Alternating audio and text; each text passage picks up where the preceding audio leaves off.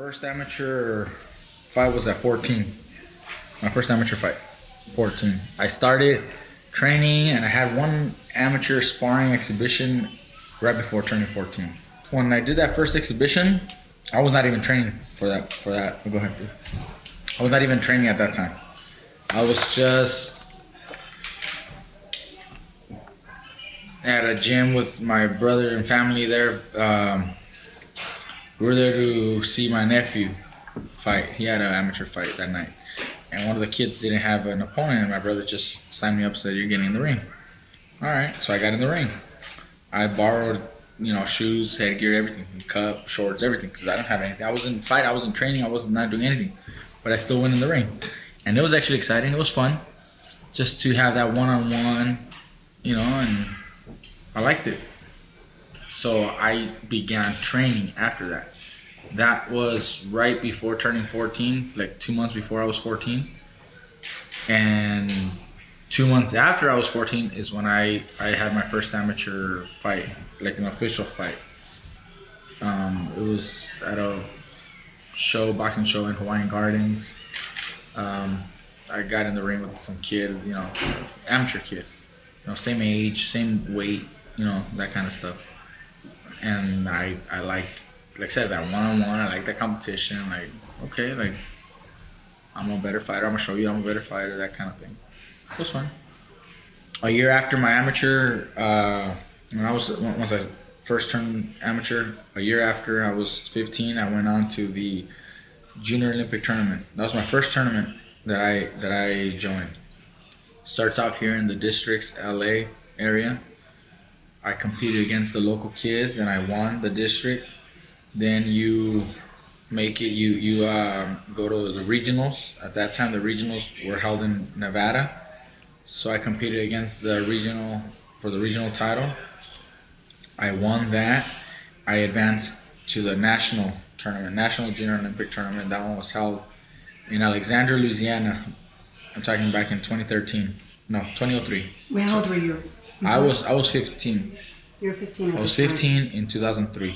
Okay. So it was in the summer of 2003 that I made it to the National Junior Olympic Tournament. That was my first time going to any tournament, and I advanced to the national finals. That was my first loss too. It was the last fight of the tournament. I lost in the final round, so I ended up placing second in the country, second. So silver medal, National Junior Olympic Tournament for my first tournament, and I entered the tournament with only 9 fights. So I did pretty well. That was when I kind of like, okay, maybe there's something else that I can do with this. But I still didn't have that dream, like, this is what I got to do. This is what I'm gonna do. No. But what made me realize that I could possibly have a career was that I made it that far with limited experience, 9 fights going into the tournament. And then after the tournament, we had some interest from other managers and other promoters in the area that we know because of my brother. They asked, hey, is that your little brother, Mikey? Is he interested in boxing or just for fun? Just for fun right now. But they started catching on, keeping an eye out. So that kind of told me if there's interest from them, then maybe there is a future, maybe there is a career. But I still didn't have that moment where, this is what I want to do, this is what I want to be. No. If you don't mind me asking, with your first loss, did you find any sense of discouragement, or did you not? No. I took the loss and I was smiling, I was laughing, like I thought I won, like not a big deal. It was actually a close fight. It was a 3-2, three judges against 2. It was a 3-round fight. Point system is a little different in the amateurs, but 3 judges gave him the fight, saw him the winner. 2 judges saw me as the winner out of the 5 judges, so it was a 3-2 split decision. I still remember the kid, Michael Concepcion from New Jersey.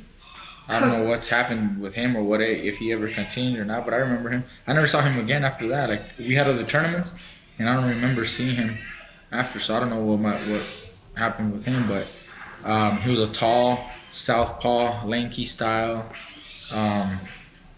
But yeah, whatever. I mean, I took the loss and it didn't discourage me. Kept fighting the next tournament and so on and so forth.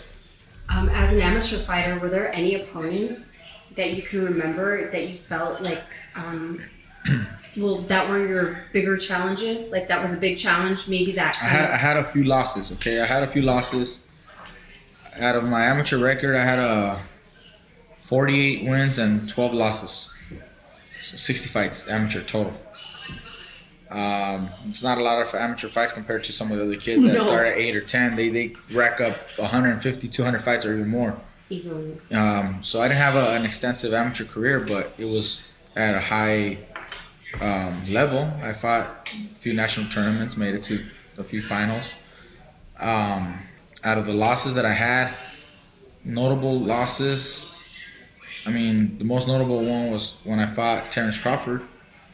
I fought him at the U.S. Championships in '06 at Colorado Springs at the Olympic Training Center. We only fought once, but he beat me. He outpointed me by a lot of points actually. I took But the loss, again, whatever. you took the loss with a smile. Yeah, not a big deal. I'm like, okay, whatever. I turned pro after that. Not right away, but after that tournament, I had one other tournament. I lost to a kid out here in LA. One of the Molina brothers, not the twins, an older brother, Carlos. I think his name, Carlos. I lost to him here in the Golden Glove tournament that they had here in LA. And after that, I turned pro. But I just took the loss and just kept moving forward. It didn't discourage me. Because it wasn't like a dream for me. Like, see, a little kid that has that dream growing up takes a loss and, damn, it really hurts them. Because that was like their long-lived dream, maybe. For me, it wasn't. It was just like, okay, whatever. Let's keep going. Keep moving forward. Most definitely. But that's just kind of like my attitude towards a lot of things anyways, in general.